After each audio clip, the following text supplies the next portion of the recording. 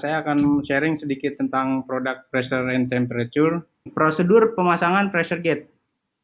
Nah, yang pertama itu kita harus tentukan produk range. Misalkan di suatu sistem piping itu working pressure-nya 50 psi. Nah, kita jangan memberikan produk atau menjual produk dengan range 50 psi juga.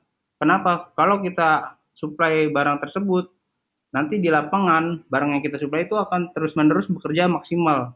Nah, itu dapat menyebabkan barang cepat aus, cepat rusak karena dia terus digenjot mengukur tekanan maksimal. Paling tidak kita menyarankan user untuk memilih range dua kalinya atau 2/3 dari tekanan kerja.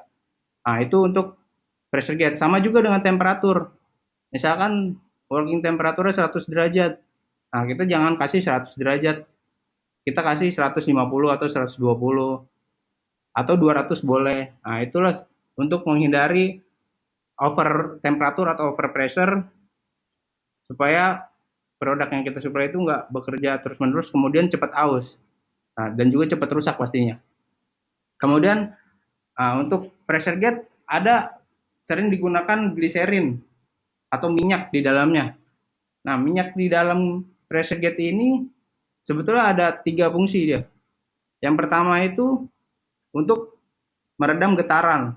Biasanya kalau di pabrik itu ada pressure gauge dipasang dekat pompa atau dekat sumber getaran. Nah, itu biasanya jarumnya cepat rontok, cepat copot kalau nggak dipakai gliserin atau minyak. Nah, itulah fungsinya untuk meredam jarum supaya dia nggak getar terus lama-lama copot kalau pressure gauge.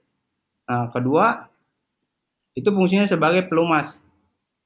Nah, sebagai pelumas seperti halnya gear pada kendaraan bermotor. Nah, itu perlu juga kita pelumas supaya barang lebih awet. Nah, kemudian yang ketiga berfungsi untuk mencegah adanya embun di cuaca dingin. Misalkan dipasang di cuaca dingin, biasanya kan kalau kaca kayak jam aja, jam itu kadang berembun kalau di tempat dingin. Nah, sama juga halnya pressure gauge.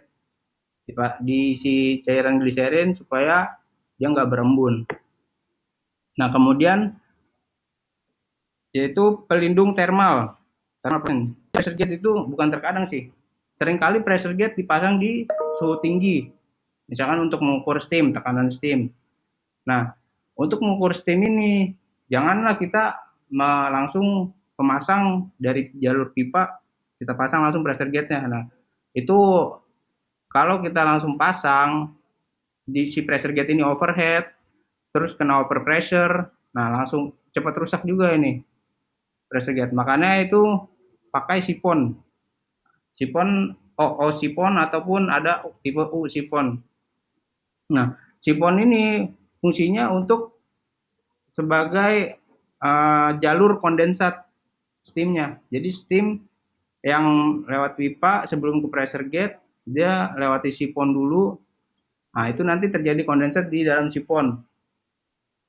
Nah, sebelum dijalankan steam atau sebelum dilakukan pengukuran, disarankan untuk diisi air juga di dalam siponnya sebagai pendingin atau nanti supaya steam tidak langsung menghentak ke pressure gauge-nya. Jadi ini untuk mencegah produk jadi cepat rusak supaya lebih tahan lama juga produk kita. Kemudian pulsation effect ada snubber. Nah, kalau snubber ini dia fungsinya untuk meredam lonjakan pressure.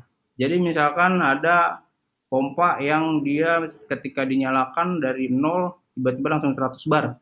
Nah, ini tabrakan kayak gini bisa bikin pressure gauge cepat rusak juga. Makanya ini ada snubber, dia jadi nanti pelan-pelan. Misalkan 0 sampai 100 bar biasanya dalam 2 detik. Nah, kalau pakai snubber ini dia jadi 5 detik atau 10 detik, jadi lebih lambat jarum naiknya.